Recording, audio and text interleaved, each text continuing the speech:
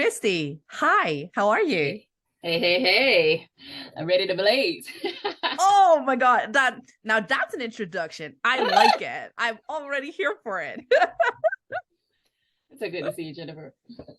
Same. Hey, listen, I kind of want everyone who's tuning in today give them an idea of who you are. Can you briefly walk us through your story? Like how you started, how you got to the Kristie you are today? What are like the pivotal crossroads, your big moments? Mm. I started with the question, who am I? For a Mm, long time, Jennifer, I had no idea who I was. And mm, I often believe that was one of the largest pieces to the puzzle that needs to be filled before you can step into power, your authenticity, your mm, voice. It's all connected to who you are. mm, When we mm. look in the mirror, it does not matter what anyone else sees. What matters is what we see. And it took a We're our own long worst time. critic, huh? Yeah, it took a long time for Kristie to see Kristie. Oh. When did Kristie emerge? Oh, you know, my greatest power has been in my imperfections. I often say my imperfection is my superpower Mm, because at one point the imperfections were crippling me. They were the mm-hmm, crutches. mm, Anybody can pull from experience and they'll say, I am this, I am that. You are not this or that. I am stuck. yeah, I'm overweight, whatever the thing is, you are who you decide to be. And when I yeah. tapped into that power, and at the crux of my power has been my pain, because the insecurities often arise and emerge from what? The pain communicates a message and tells us we're less Mm, than. But no, you're more than because of the pain. You're going to be mm. greater than because of the pain. It will not hold Oh, you back. It will thrust you oh, you're not forward. holding back here, Kristie. We're like Mm-mm. 30 seconds in and you're like already oh, we're up for a ride today. Holy moly. But it's so true, right? Like Yeah. we often, and that's like that's why like with my kid, I Mm-hmm. like this example when we talk about feelings and stuff, right? Like he's Mm-hmm. 3 now, so we're like slowly like, how are you feeling? Um, we're not saying, oh, like we're teaching him not to say I am sad, but to say I'm feeling sad, which is a totally different case. But Absolutely. but it's in the semantics, right? It's such a Mm-hmm. small detail, but that's actually the devil, right? Like we're just so negligent with our language, Right whether there. that be self-talk or like Mm-hmm. how we talk, whatever, whenever, in every situation. We're not paying attention to all these like little moments where Mm-hmm. we, I don't know, talk down on ourselves, not really mixing those up. So Yeah. I'm really glad you brought that up. I love that. We are negligent with our language. That's spot on, Jennifer. Mm. Yeah. Language is so powerful. We have to Yeah. handle it with care. Yeah. Have you like, what were your biggest like kind of like bold moments when it came to language? What was kind of like the, what was kind of like a flip you made with language? Like for me, it was really like the I feel sad and I am sad to kind of like learn like I'm not my feelings. That was Mm, also like a journey for me. Did you have like a similar flip? Like, yeah, absolutely. I remember the first book that I read, mm, because going back into, my journey, I didn't know how to process emotions. I didn't know how to oh, articulate the emotions. There mm, was a lot of big emotions. I did have a journal, but what changed for me was when I started reading. And the book that I read was Dr. Martin Luther King's Strength to Love. oh, Strength, wow. Mm-hmm. strength to love. When you choose love over fear, love over anger, stepping into a state of love, Mm. compassion, that was one thing. Because Forgiveness, right? I and mean, the forgiveness is in that space. So what flipped for me was I'm no longer communicating, Jennifer, from hurt. I'm no longer mm, communicating from anger and pain, all of those different things, frustration. When I communicate now, I'm choosing love, like loving leadership, I call it. mm, I'm choosing to speak with love because I used to curse like a sailor, and I have not used profanity since 1997. Dr. Martin Luther King, when I would read that book, I had to look up every single word. So my vocabulary became expansive. Now I didn't have to choose F-bombs, right? I can, communicate my thoughts in a clear, intelligent manner. And that within itself created calm in my headspace. Yeah, God, language is so powerful. Like it's really, it can bring us together and it keeps us apart. Yeah. Right? Like it's how did you start, like, give us a bit about like the becoming of Kristie. Like, how did you start also using, I mean, I'm drawing from my own experience. It was always easier to kind of like be kind or speak from a place of love to others, like gift to others. And then I would be like, ooh, well, it would actually be quite nice if it would be like as nice to myself. But what we said before, right? Like we're our own worst critics at times. Yeah, absolutely. So how did you start like to also like be kind to Kristie and come from a place of love? The journaling, honestly, that allowed me to release a lot of that pent up emotion I was talking about from the frustration, watching, my parents, they had a volatile relationship growing up. And so I would see them fighting and I would run to the next door neighbor's house. And so one of the dominant emotions that was controlling my life, Jennifer, was fear. I was always afraid. The anxiety came and I was afraid of public speaking. I was just afraid. I couldn't even sing in my own apartment because I was afraid somebody on the outside of my door would hear me singing. Now, that's how serious my fear was. And so the journaling helped me to process what was happening. And ultimately I got into the place where I started becoming comfortable in my own skin, but that did not take place until I started taking the action. It's one thing to recognize the fear, and now you got to confront the fear. But that's like it always the thing, right? Like how all these tools work, whether you're journaling or you're whatever the heck it is you do, or have that vision board, right? Like that's all fun and games. But like you gotta come to a point where you're like, I'm ready to take action.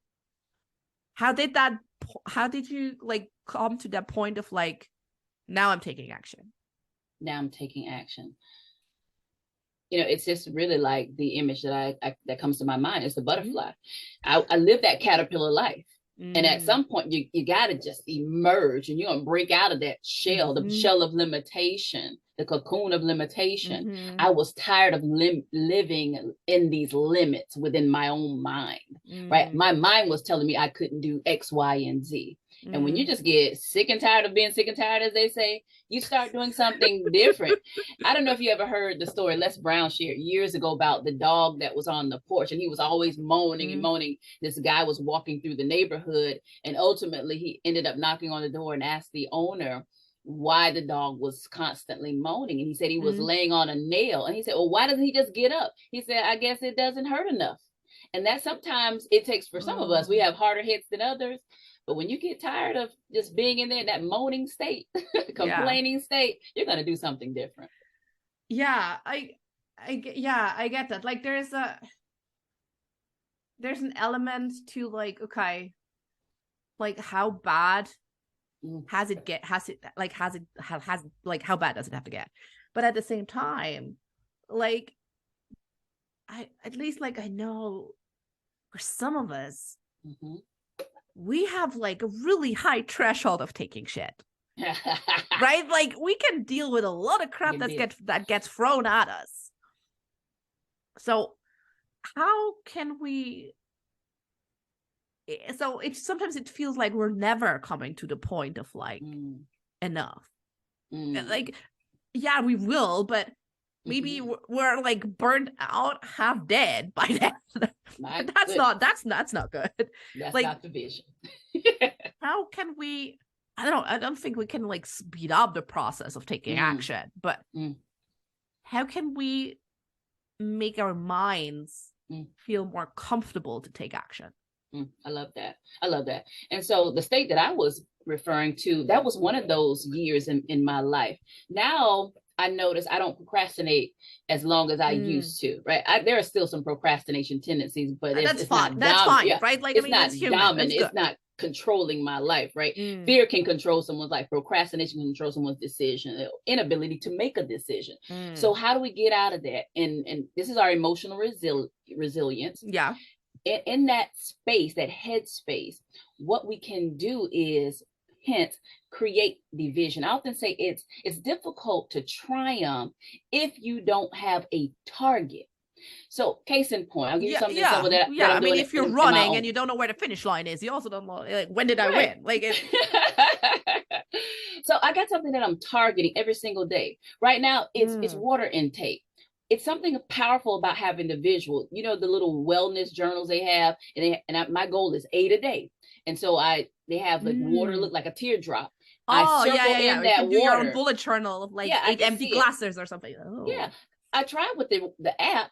The app, I have to go at my phone, go into the app. It's just too cumbersome. And so Yeah. I keep that journal right in front of me, because out of sight, out of mind, insight in mind. And I can see And the we're all water like all on intake. our phones way too much anyway. So I feel like, I mean, do what works for you, right? Like, I mean, I Do also what do. works. I mean, I still sometimes, like, I don't know, I'm the girl with like the sticky notes everywhere because I don't know, I just love sticky notes. Sometimes I'm just bumping it on a sticky note and like keep it for later when I figure out what I wanted to do with that sticky note. But yeah, that's one tangible thing, tactile. The thing about all the senses, how can you activate the senses? As many senses as possible. That is going to speed up your ability to execute. Another thing that I I love never to thought of it as like the inviting all the senses. I love that. Oh yeah, my home office constantly. I have the essential oils that I use for breath work. The candles behind me. There's sometimes I go into my music so I can get calm. Whatever state you need to put yourself in, activate it with the senses. Sometimes it's going outside, changing your physiology. Yeah, that's and so getting in that state, that productive state of mind, you will see. And some people discount meditation. Going back to clarity of thought, why do we get stalled and paralyzed? It's because there's too many competing thoughts. Yeah, it's jumble. Yeah, meditation clears all of that chaos, all the noise, it silences it, so you can see exactly what needs to be done and exactly how you want to do it. Yeah, and also it kind of gives you, and I had that was the hard start. That probably everyone's hard start with meditation is like you're in peace and quiet and focusing on your breath for like 2 seconds, and then like, oh, a thought coming over too, and like that. But every now and then you have that split second of that realization of I'm not thinking, I'm just being. And then like, oh no, I'm thinking again. Let's focus back on like a bodily sensation. So yeah, like slowing down, and probably even, I mean, this is one of those cheap Pinterest quotes, I think, like slow down, right? Like, I mean, but it's actually that simple. Right? It's Why do we want to amazing. complicate it? It's actually that simple. And at most, like the biggest mistake I feel like my clients do, they're not slowing down enough. They're like, yeah, I'm slowing down. I went from like 100 miles an hour to like 80 miles an hour. I'm like super slow now. Well, super slow right now for your season would be like 5 miles an hour. So there's still some like, how can you like take out pressure? How do you approach slowing down, Kristie? I always start with breath work, because you mentioned it. Think about as entrepreneurs, business owners, we are constantly in motion. If we don't hit pause, it doesn't happen. And so there's our intentionality. But breath work allows you to step back and step inside of yourself to hear your life force. And you get to determine that speed. Like, I am intentionally slowing down because we're talking about slowing down. But there is fire still inside of me. I'm speaking from I know. I saw the fire. I'm speaking from the candle. And see, this is very intentional. What most individuals don't know how to do, Jennifer, is regulate themselves. That's where your power is. Ooh. Yeah, I mean, regulating yourself, that's a huge one anyway, right? Like, it really is. especially because I don't know, I feel like when every time you're outside and people are like buzzing around the place, you're just kind of like, you can eat, like sometimes you soak it up and unintentionally and you kind of like get nervous and you don't really know why until you realize I'm actually not nervous. It's everything around myself. So you're choosing again kind of like to regulate yourself. Yeah, yeah. And that requires that steady attention. I want to pay attention to myself. That's your mindfulness. I want to pay attention to my emotions. I started my day off calm. I got an email, and all of a sudden now I'm angry. If you're not paying attention, you won't even know what the force was, the thing that triggered, the Yeah, external before you circumstance know that it, you triggered. snap at your partner because you're Yeah. angry. Yeah. You're like, It's a laid out like real an angry thing. kitty cat. But get you. I asked myself this question because I just came off a 7-day vacation. I really did Oh, unplug. nice. For entrepreneur to really unplug and not solve a problem, not knock on the door, not anything, that's a miracle. Nice. That's a miracle. Nice. And so I asked myself, how can I maintain a vacation mind in the daily grind? And I think that's a lot of us asking that question. We don't have to take a vacation to be calm. We don't have to No. wait to go out No. of the country to be calm. This is Yes. the practice that we can do every single hour, checking in with self, Yes. breathing if we're noticed we're moving too fast Yeah. inwardly. Actually just notice that you breathe. And because most of the time you have this, like, you rather shallow breathing instead of like really breathing down into the belly. Or like what helped me also was kind of like that sounds super, like, I don't know, I don't want to say dumb, but before that I never really thought of it. I was always kind of like, when I was doing breath work, I was always like, I don't know, something didn't really click. And it wasn't until like my breathwork facilitator I had at a time, and she was like, well, you have to think of your lungs are 3-dimensional. So you not only have to think of opening your lungs at the front, but also like at the back. And I'm like, Yeah. I mean, I have a basic sense of human anatomy, but like, yes. So I'm now always kind of like slowing down the breath. I'm really focusing on, is my back moving because I breathe? Is my belly moving because I breathe? What are the sensations I feel? That like super helps me to slow down. Yeah, it's powerful. And you'll notice it, the change that you create just in a matter of minutes. Yeah, right. Because that's so interesting, right? Because I don't know, I say I don't know, I say most moms I know from my circle, we're like, we put kind of like self-care on like the semi back burner. So like, yeah, sure, okay, does showering count as self-care? No, it It's does real. not. It's basic hygiene. But like, we always have this idea of like, oh, I will have this like eat, pray, love moment, like I go on vacation for 3 months and I kind of like do all the yoga and meditation and whatnot that comes along. And like, well, yeah, sure, that's relaxing. But when you come back, if I give you like a day and you're back in your rut, because it's just, you have to find a way how you can be the eat, pray, love version of yourself in your everyday, right? Like, yes, in your everyday. And that's moment by moment. I tell people the mastery is in the moment. One visualization exercise that I've been practicing with my clients lately, I just made it up, right? I love the imagination. And so if I hear a dominant emotion that they're experiencing, so as an example, fear came up today. Yeah. You're walking through the forest and fear represents an animal. What animal do you see? And I would hear a big brown bear. It's intimidating. What's intimidating about that big brown bear? Now, on the other side of that fear is courage, the Latin root word for courage, core, which is the heart. Now, if you take heart and you face that big brown bear, what new emotion in that emotional state do you want to shift into so you don't have to live afraid of the big brown bear? And I could hear majestic eagle, and I can fly over anything. Well, yeah, I like that.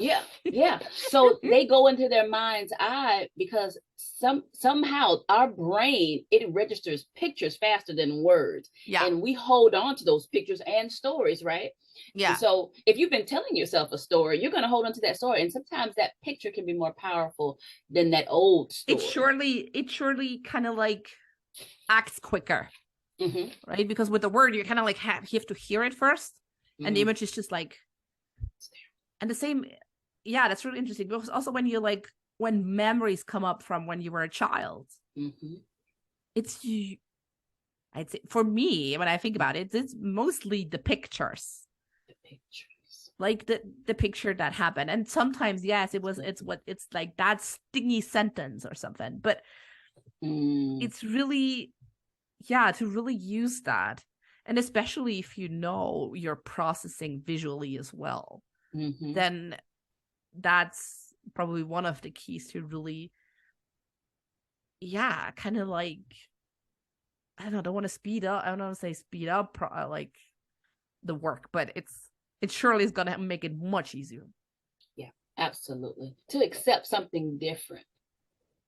Yeah. Oh, yeah, right. Because that's the thing. Let's talk about like different, because we're always kind of like, and in an entrepreneurial journey, right? We have all these little things that everyone says we should do, like you should do this and you should do that at that stage, blah blah blah, blah. And shooting all over us. Yeah. Oh goodness. Yes, I love it. Yes. Yeah. And then we're the good little brave entrepreneurs. We take all this to heart. We don't go do it until we're like, no. But anyway, but we're like, and then we're come to a place where like, okay, I realized all those blueprints and shit, they're not working for me because my journey's different. Okay. But then we're stuck out with, oh no. So first we're stuck with, I have to take responsibility again. And I have to come up with different things until I find one thing that works for me. Like we have to try different things all over again. Like how do you keep yourself going to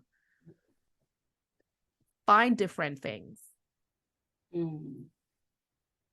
I think therein lies the commitment to your vision. I'm surrounded by 22 vision boards, 6 vision books. There's no one saying, Kristie, pursue your vision, keep going. The year that you may stop, maybe the year 10, and you're about to quit. No one's saying, girl, don't you quit. It's Kristie saying, no, you keep going till you find it. So that's your commitment, in season, out of season, through stormy weather, good days, bad days. I'm all in for however long it takes. That is your determination. That is the stamina. This race is not giving to the swift nor the strong, but it's the one that endures. Yeah, it's a marathon. I always say it's a marathon. Yeah. So if you don't have it in you to endure to the end, or whatever that end looks like, this may not be the path for you. This path is not for the faint at heart. It really isn't. You have to be mentally tough. You have to have thick skin in this. And you have to be really willing to look at really dark places. Right? Like you really have to look at your shadows and be like, right? Because no, I mean, because a lot of the times when things happen, let's say you're starting out, I mean, most of the time you're not gonna land like a big sellout launch the first time you try it, right? You probably have a couple of launches that are like 0 or like a bit of whatever is coming in. So you really just gotta come to a place where like, oh, I'm seeing a pattern here. And the pattern is tied back to me and how I am and how I behave. That's usually not really a nice place, or a place we're naturally excited to look at. Right there, the discomfort zone. Yeah, right. But you gotta, right? That's the thing. Like you gotta build your discomfort capacity as well. Build your discomfort capacity. You heard it here live. Yeah, you heard it here first. But at the same time, because there are a lot of people of us who, as we said before, who can take on a lot of shit. Yeah. There's also the reverse effect. That's the irony of it all. You also have to you build your capacity to receive and hold good.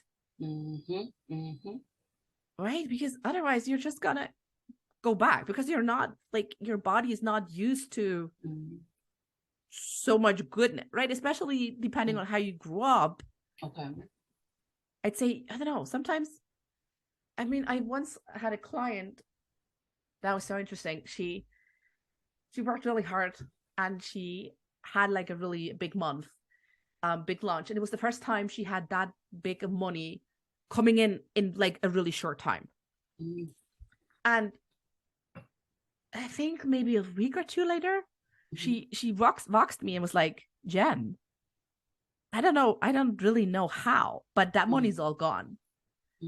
I mean, I know I paid bills and shit, but it's gone. Like, it's kind of like as her body was regulating her back to what it's used. Yeah. So regulating a tricky game. Yeah. I love that. What's your take on it? Yeah, because the intentionality is going to be so key, right?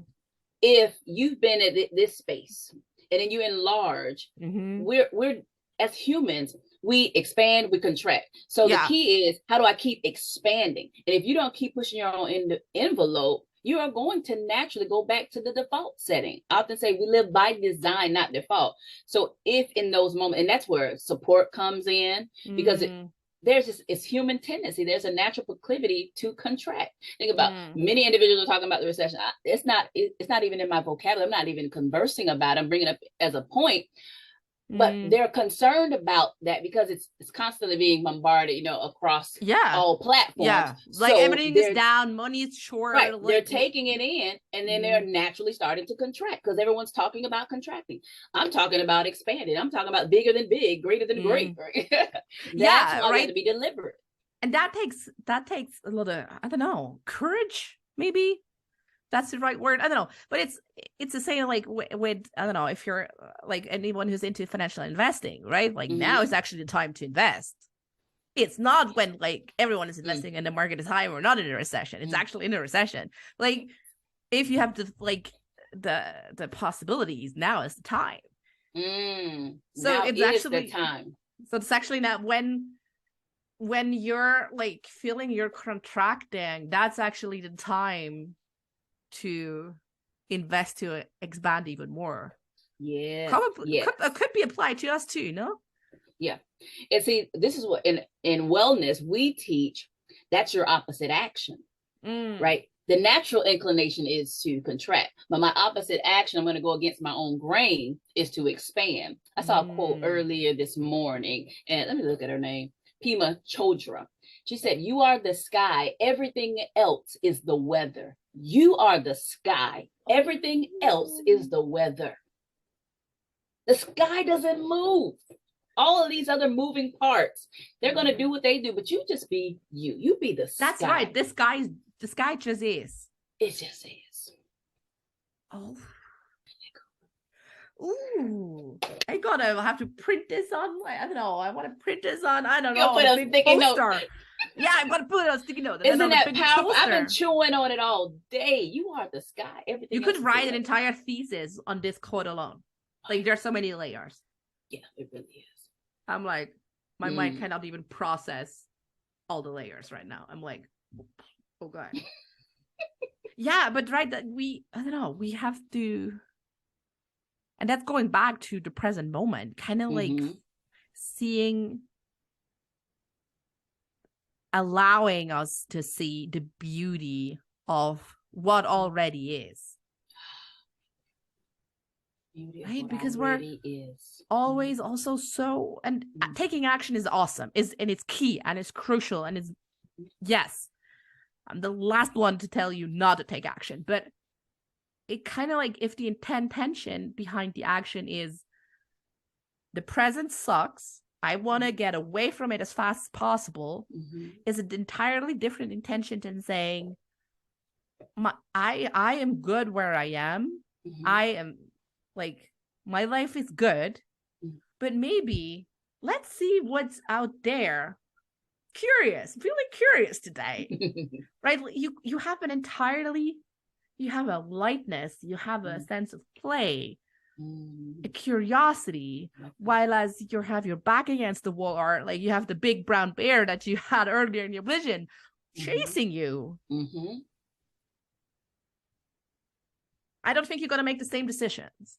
Yeah.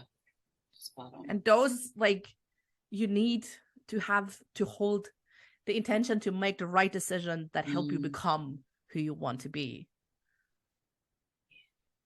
Yeah. And I often ask clients, who do you want to be in this moment? Because moments change, seasons change. Sometimes you get married, you have children. Yeah. You're going to be a different version of yourself. It's just like the diamond. It's multifaceted. Yes. So the facet that you were showing everyone 5 years ago may not be the side that you're showing in this season of your life. And that's perfectly okay. Yeah. It's our ability to adapt. Oh, that brings me to an interesting question of like the sides of the diamond we're sharing and we're not showing. So what gifts or talents do you typically hide from yourself or others?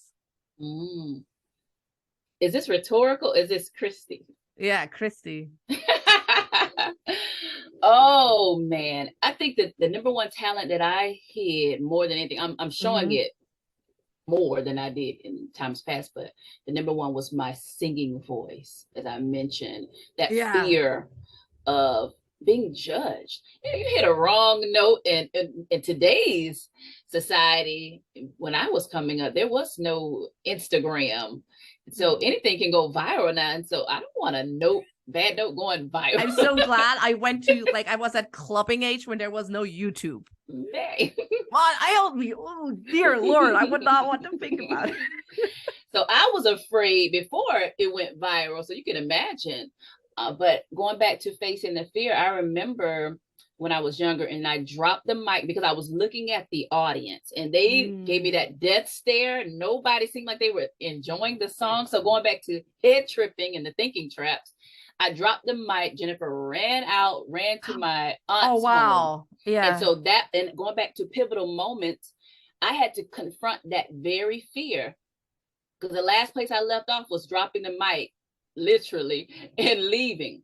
So now I have to go back and sing, right? I got to do the thing that I'm afraid of. And I've just been inching. And now when I do videos, typically 3 to 5 times a week, I'm throwing music in there, I'm singing, and I'm just having a good time. Yeah, but that's what it's about, and that's what attracts others. If you're having a good time, because I mean everything's going to shit anyway, so we might as well have a good time. Might as well have a good time. We have a recession, but hey, at least we have a good time and look good having a good time. Yeah, I mean it's so interesting. Like, where do you fear like that fear of like singing? Was it a fear of being seen, of visibility? When you reflected back, what was kind of like the root? When you said that, I absolutely believe that was a part of it, because I hid for so long. I was the shy introvert. I was the one people didn't see, awkward looking. I had braces and glasses in high school. And so I was the ugly duckling turned into the beautiful swan. You had older siblings. I'm the only child. So there was no positive reinforcement, no other voices. You go from the ugly duckling now to the beautiful swan, and you have to accept a new identity. Especially in your teenage years, right? Like, it's a lot. I can still hear them saying carrot legs. Legs. And then when you go into modeling, it's the very thing people praise. But I was berated about that. So I had to learn to accept Kristie from the outside noise and labels. I had to strip myself of all the labels. Anything that anyone had ever said about Kristie, I had to get comfortable with seeing me in a different light, the way I started literally writing out, who am I? Going back to that question. Yeah. I decide that. Yes. That's I mean, that's all there is to say, really. I feel that's such a good note to end it. Like you and we can all acknowledge there are loads of things in your life you may or may not have a lot of control about. But do not let the decision of who you are be taken away from you. Right? Because you can decide, and in every moment, right? Like you have the right to decide, oh, I'm this Jen now, and I might be another Jen tomorrow because I make the rules.